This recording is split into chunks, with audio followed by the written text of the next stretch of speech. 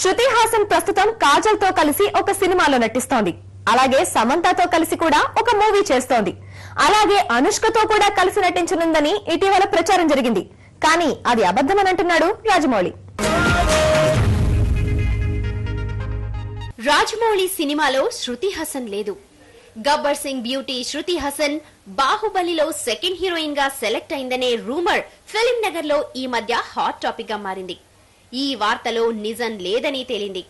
బాహుబలిలో శృతి హాసన్ ను second heroine గా తీసుకోవడం లేదని స్వయంగా రాజమౌళి అనౌన్స్ చేశారు. శృతి హాసన్ తెలుగులో ఎన్టీఆర్ తో ఓ సినిమా చేస్తోంది.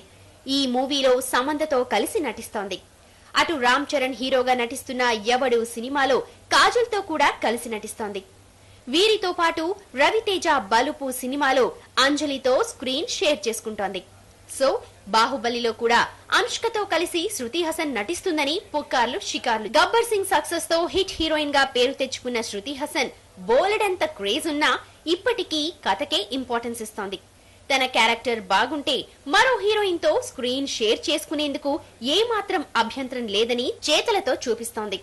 అందుకే బాహుబలిలో కూడా అనుష్కతో కలిసి శృతి హాసన్ నటిస్తుందని అంతా అనుకున్నారు. రాజమౌళి స్టేట్మెంట్ తో బాహుబలిలో ఈ అమ్మాయి లేదని తేలింది.